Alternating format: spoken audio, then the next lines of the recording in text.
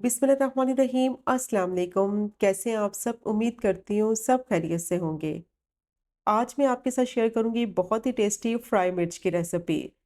बहुत ही मज़ेदार चटपटी ये फ्राई मिर्च बनकर तैयार होती है और इसको बनाएंगे मज़ेदार से सीक्रेट मसाले के साथ, जिससे इसका फ्लेवर और टेस्ट बहुत ही नेक्स्ट लेवल का हो जाएगा। बहुत ही मज़ेदार ये चटपटी मिर्च को आप सर्व कर सकते हैं दाल चावल के साथ या फिर किसी भी सब्जी के साथ। बहुत ही ज़्यादा टेस्टी बनती है और सारी टिप्स भी मैं आपके साथ शेयर करूंगी कि मज़ेदार सी फ्राई मिर्च को आप आसानी से किस तरह से स्टोर कर सकते हैं। तो वीडियो को स्किप मत कीजिएगा, एंड तक देखिएगा ताकि रेसिपी आपसे मिस ना हो। और अगर आपको रेसिपी पसंद आए चैनल को भी सब्सक्राइब करें। तो शुरू करते हैं इसको बनाना। 300 ग्राम हरी मिर्च ली है। अच्छी तरह से धोने के बाद इसको मैंने खुश्क कर लिया था। किसी भी कपड़े से खुश्क कर लें या फिर किचन टॉवल से इसको खुश्क कर लें। मिर्ची को अच्छी तरह से खुश्क कर लेंगे और जब मिर्ची इस्तेमाल करेंगे वो ज़्यादा तीखी ना हो। तो मैं इस तरह से मोटी वाली मिर्च इस्तेमाल कर रही हूँ, ये ज़्यादा तीखी भी नहीं होती और इसका फ्लेवर और टेस्ट बहुत ही मज़े का होता है। अब सारी मिर्ची पर इस तरह से कट्स लगा लेंगे। तो पूरी मिर्ची को नहीं काटना है, बस इस तरह से थोड़ा आधा कट लगाएंगे इसमें, ताकि मसाला जो है वो इसके अंदर तक अच्छी तरह से जज़्ब हो सके और बहुत ही मज़े की यह फ्राई मिर्च बनकर तैयार हो। तो मिर्ची जो इस्तेमाल करें कोशिश करें कि वो ज़्यादा तीखी भी ना हो और ना ही ज़्यादा कड़वी हो, वरना इसका टेस्ट और फ्लेवर जो है वो ख़राब हो जाएगा। अब सारी मिर्चों पर इस तरह से गहरे गहरे कट्स लगा लेंगे ताकि मसाला इसके अंदर तक जाए और मिर्ची बहुत ही मज़ेदार चटपटी और स्पाइसी बने। तो बहुत ही मज़ेदार ये फ्राई मिर्च बनकर तैयार होती है कि जब आप इस रेसिपी से ये फ्राई मिर्च ट्राई करेंगे तो यकीन करें अचार खाना तो भूल ही जाएंगे। अब सारी मिर्ची पर मैंने गहरे कट्स लगा लिए हैं। अब इसको साइड पे रखेंगे। अब इसके लिए बनाएंगे मज़ेदार सा चटपटा अचारी मसाला।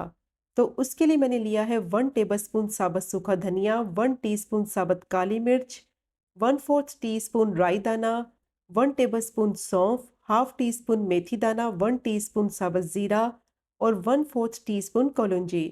अब अच्छी तरह से इनको ड्राई रोस्ट कर लेंगे मीडियम टू लो फ्लेम पे, कि अच्छी सी इनमें से खुशबू आने लगे और इनमें बहुत ही मज़े का फ्लेवर आ जाए।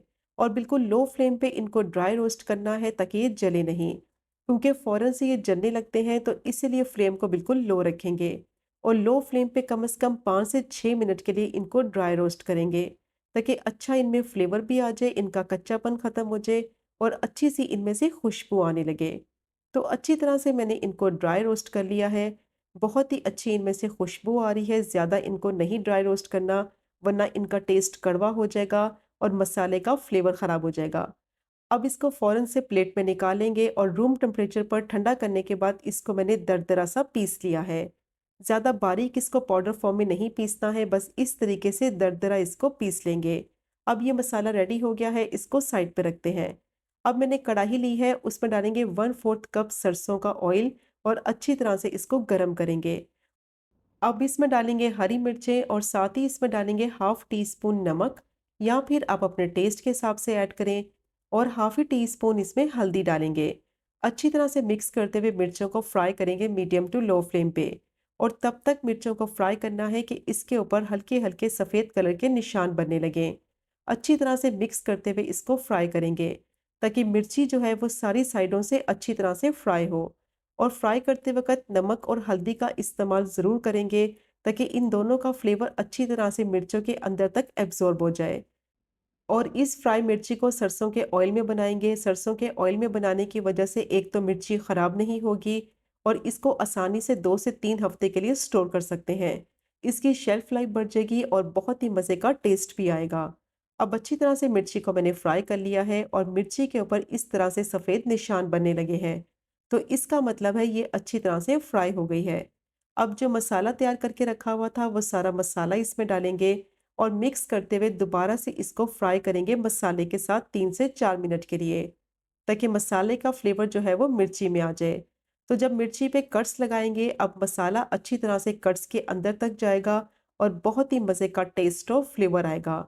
और मीडियम टू लो फ्लेम पे इसको फ्राई करेंगे ताकि मसाला भी जले नहीं और अच्छी तरह से मसाले का फ्लेवर जो है वो मिर्ची के अंदर एब्जॉर्ब हो जाए। अब अच्छी तरह से मसाले के साथ मिर्ची को फ्राई कर लिया है मीडियम टू लो फ्लेम पे, और मसाले का फ्लेवर जो है वो अच्छी तरह से इसमें जज्ब हो गया है। अब इसको मज़ीद मज़ेदार बनाने के लिए इसमें डालेंगे इमली का पल्प, जो कि तकरीबन 3 टेबलस्पून के करीब है।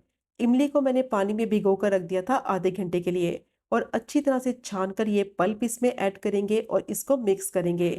इमली का पल्प डालने से एक तो इसकी शेल्फ लाइफ बढ़ेगी, मिर्ची खराब नहीं होगी, आसानी से आप इसको 2 से 3 हफ्ते के लिए स्टोर कर सकते हैं और बहुत ही मज़ेदार चटपटी ये मिर्ची बनकर तैयार होगी।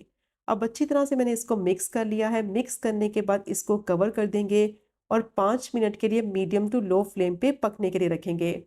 इमली के पानी में मिर्ची पकेगी और बहुत अच्छी तरह से सॉफ्ट भी हो जाएगी और इमली का फ्लेवर जो है वो अच्छी तरह से मिर्चों के अंदर जज़्ब हो जाएगा।